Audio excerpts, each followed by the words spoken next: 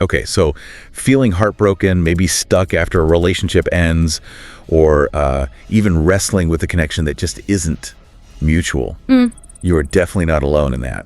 It's an incredibly common thing we humans go through. It really is. And it hits hard, so hard, actually, that the emotional pain it can show up physically. Right, that broken heart syndrome thing. Exactly. Sometimes medically referred to that way. It just shows how deep that mind-body connection goes, doesn't it? Absolutely. So today we're doing a deep dive into these really challenging emotional times. Yeah. We've gathered insights from, various places, studies, practical guides, expert views. The idea isn't just to say what happens, but to help you understand why it feels the way it does. And really importantly, how you might navigate through it. Yeah, our, let's say, mission here is to help you see these moments not just as like painful endings, which they are, Of course. but also as these potentially powerful chances for growth, for self-discovery even. Moving beyond just getting through it. Exactly. How to maybe even thrive on the other side using what we've learned from these sources. Okay, let's get into it then. That raw pain of heartbreak. The sources describe it pretty vividly. Oh, yeah. We're talking deep sadness, feeling just wiped out, fatigued. Changes in appetite, sleep patterns all over the place. Right. And just losing interest in stuff you normally enjoy, a real sense of loss. It absolutely feels as a loss, a profound one. And what many sources point out is that it's not just feeling a bit down, it's really similar to grief. Some psychological guides we looked at even talk about it as a kind of adjustment disorder. Your whole system is basically trying to recalibrate after a major life shift. And that physical side you mentioned, broken heart syndrome, or takotsubo, I think is the medical term. Yes, takotsubo cardiomyopathy. What struck me was reading that it can actually mimic heart attack symptoms. Chest pain, palpitations. It's terrifying. It really is a very stark reminder of that mind-body link. And, we found that statistic. Oh, the 98% one. Yeah, that 98% of young adults around age 20 had gone through at least one failed romantic relationship. Wow. It's not just a number, right? It really highlights that this intense feeling, this pain, this loss, it's almost a universal part of being human. So, okay, if it's that common, why does it hurt quite so much? Yeah. And how is the pain maybe different if it's losing a mutual love versus, well, something like unrequited love? That's a really important distinction the sources make. Yeah. They really do differentiate. Unrequited love is specifically, having strong feelings for someone who, well, either they know and don't feel the same, or maybe they don't even know you feel that way. You haven't said anything. You're right. The dictionary definition is pretty blunt. Not reciprocated, not returned. And, sometimes people sort of romanticize that or think, oh, it's better than nothing. But the sources suggest that's often where a lot of pain comes from.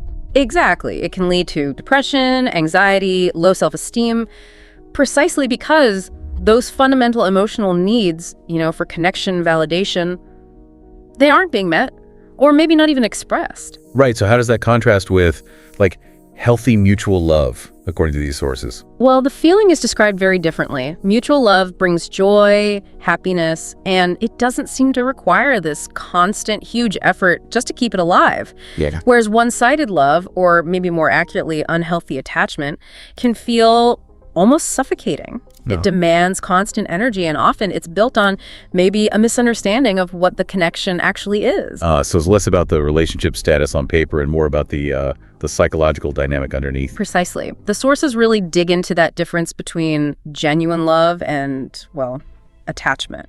What's the core difference they point to? In love, there's this deep care for the other person's happiness, their well-being, and interestingly, often less constant fear about losing them. There's a baseline security. Okay, that makes sense. But with unhealthy attachment, there's this undercurrent of anxiety, almost a need to sort of possess the other person. Sometimes that need can even overshadow wanting them to be happy. That sounds exhausting. It really does. And the sources often link this unhealthy attachment pattern to low self-esteem. That need for constant reassurance can drive obsessive thinking, maybe even trying to control the other person or the situation. It fosters this really dangerous feeling that you need them to feel okay yourself. Like they provide something you can't live without. Exactly. Feelings you think you can't generate or find on your own. That distinction, needing someone out of love versus needing them out of attachment, that feels really key to understanding why things hurt and maybe how to start healing. Absolutely crucial. But even when you understand that, It's still so easy to get stuck looking back, isn't it, after things end? Oh, definitely. It's a pattern described again and again in the material we looked at. People dwelling on tiny details, replaying conversations, events, making up these what-if scenarios in their head. If only I'd said this, or if they hadn't done that. Right, and it just drains so much mental and emotional energy. And completely stops you from moving on. There was also that term, rosy retrospection. Yes, I like that term too. It's where you basically idealize the past relationship, right? You only remember the good stuff selectively. Right. And you conveniently forget all the problems, all the reasons it didn't actually work out. And when you idealize that past fantasy, it just makes the present reality feel even worse. It definitely slows down healing because you're mourning something that wasn't quite real in that perfect form.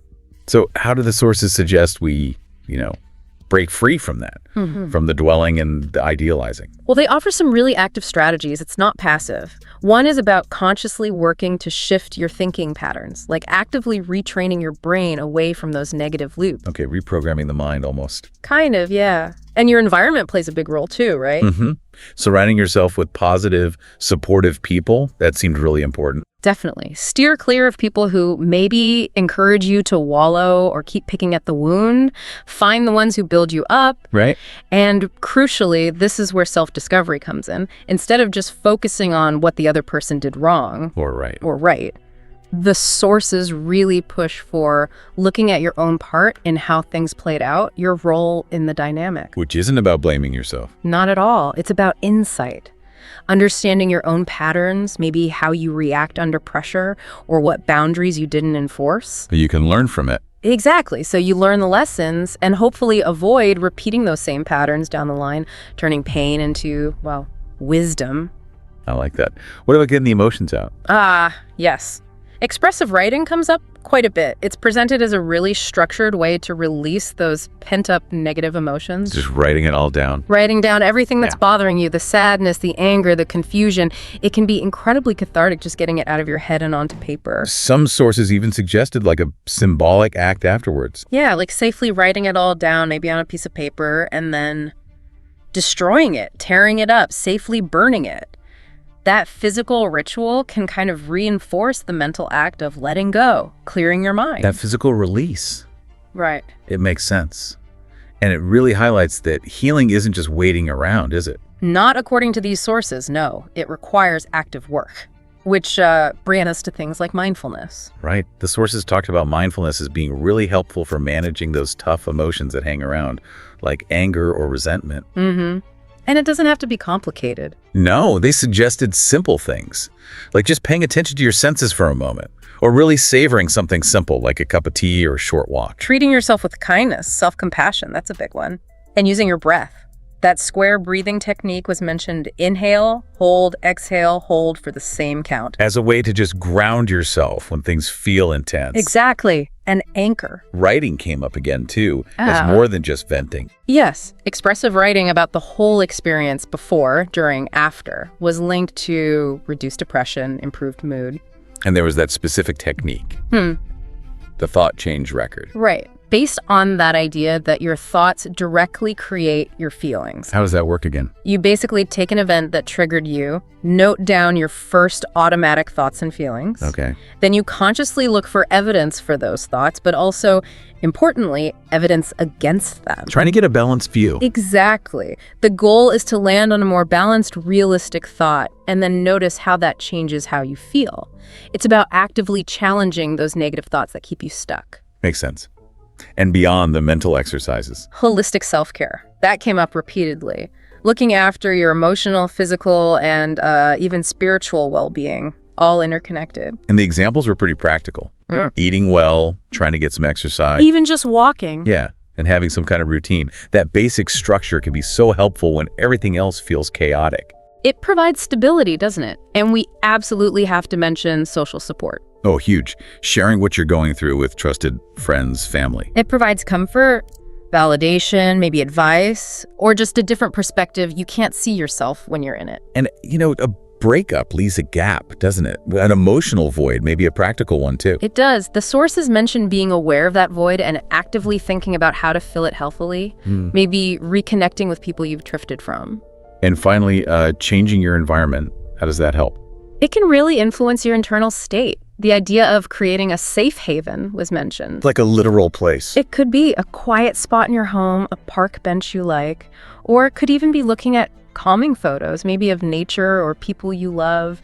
Just having these external anchors to help you find calm when you feel overwhelmed. Okay, so all these active steps, they seem to be building towards something really crucial. Which is? Rebuilding your self-esteem. Yeah. Because that often takes a massive hit, right? Yeah. Oh, absolutely. It's often one of the biggest casualties. So the sources really emphasize stopping that cycle of blaming yourself, searching endlessly for what you did wrong. Instead, consciously focus on your good qualities, your achievements, your strengths. Remind yourself everyone has flaws. The relationship ending doesn't define your entire worth as a person. Self-forgiveness comes into play here too, doesn't it? Hugely important. And forgiving the former partner as well, not necessarily for them, but for yourself. Exactly. To let go of that heavy weight of resentment, which really only drags you down. And creating that safe space also involves boundaries, right? Yes. Setting clear boundaries. That might mean distancing yourself from people who drain you or let you down. Yeah. And maybe most importantly, limiting or stopping contact with the ex if it's just reopening wounds or hindering your healing. It all comes back to self-love, really. Recognizing your own worth. The sources are very clear on this. You deserve happiness. Your value isn't dependent on someone else validating you. Your identity isn't just so-and-so's ex. And because of that, there's a pretty strong warning about jumping straight into a rebound relationship. Yes, a definite caution there. Taking time to actually reflect on what happened, why it happened, what your part was, that's presented as really necessary groundwork. Why is that reflection so important before moving on? Well, it helps you understand your own patterns. Concepts like attachment theory suggest that if you don't process things, your old relationship styles can just carry forward unconsciously into new ones. So you risk repeating the same mistakes. Pretty much. You need that time to process so you don't just fall back into unhealthy dynamics. So this period after a breakup, well, obviously painful at first, the sources frame it as a real opportunity. A huge opportunity to redefine yourself, figure out your values as an independent person outside the context of that relationship. And then eventually, when you feel genuinely ready. Not out of loneliness, not out of fear. Right, but from a place of feeling more whole again, then you can think about dating. Exactly. And the sources have tips for that too. Approach it with intention. Like, be clear with yourself first about what you actually want and need now. Yes.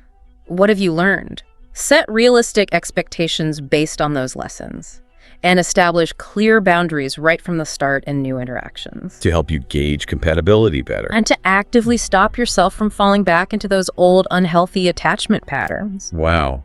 Okay, so we've covered a lot.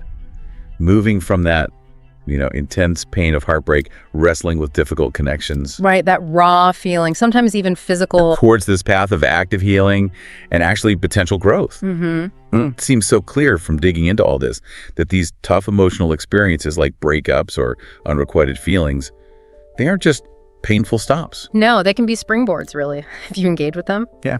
Powerful chances for self-discovery, learning what you truly need, what your non-negotiables are. What you deserve in a relationship. Absolutely. So if, as these insights suggest, real love involves effort, understanding, and healthy connections need managed expectations, clear communication. The final thought for you listening is, what's one active step you could take, maybe even today, to invest in your own emotional well-being? To start building a kind of relationship, starting with the one you have with yourself that truly thrive.